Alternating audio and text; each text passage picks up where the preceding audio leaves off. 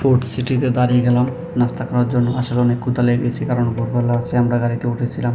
আমাদের গন্তব্য যাইতে নর্মালি 1 থেকে 2টা বাজে যাব, তাই ভাবলাম একটু নাস্তা করে নিই। আসলে ক্ষুধা লেগেছে, নাস্তা অথবা ভাত।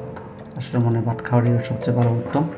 কোন সময় খাই না খাই আবার করতে পারি না, আল্লাহ কোন সময় খাওয়ায়। যাই হোক, আমার বেবিটা দেখেন পুরো ক্ষুধা লেগেছে।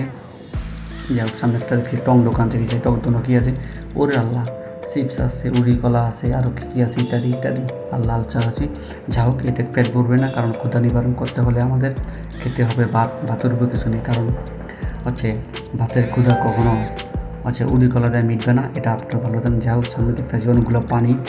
ওরে আল্লাহ, অনেক পানি জমে গেছে। বৃষ্টি তো ভালোই হয়েছে এদিকে। যাই হোক, সেটা কোনো বড় কথা নয়, আমার বেবিটা খুবই খুশি আছে, এটা হলো সবচেয়ে বড় আনন্দের বিষয়। যাই হোক, আমার ভিডিওটি কেমন হলো কমেন্টসে জানাবেন। আর আমাদের যেন সুন্দর সুন্দর ব্লগ ভিডিও তৈরি করতে হবে, এই জন্য আমাদেরকে আরও উৎসাহ দেবেন, চ্যানেলটি সাবস্ক্রাইব করে দেবেন। যাই হোক, এসে বললাম হোটেলের ভিতরে ঢুকে গেলাম। ঢুকে গিয়ে দেখতেছি ও শীতের সবাই আছে, দেখতেছি সবাই পরিচিত মুখ। ওয়াও, সেই নাইস। ও তো বাদ দিয়ে রাখছে, কোনো প্লেট নাই, আসলে কোনো তরকারি নেই। আসলে দেখিছে কে কে আসে, কারা খাচ্ছেন, তাই দেখিছে। কতদিন পরে মেসিয়ার চলে আসলেন, আলু ভর্তা আর ঐতিহ্যবাহী খাওয়ান লাল শাক নিয়ে চলে এসেছেন। আসলে এটা খাবো কি খাবো না ভাবতেছি, যাও খাইতে হবে, ক্ষুধা যেহেতু আছে, কারণ ক্ষুধার অনেক কিছুই, যেটা খারাপ লাগে ওইটাও ভালো লাগে। যাই হোক, আমাদের ঐতিহ্যবাহী খাওয়ান, যাও খেতে বসে পড়েছে আমার ভাগনা, আন্নাতি, জামাই কামাই সবাই এখানে আছেন, শুধু আমি নাই।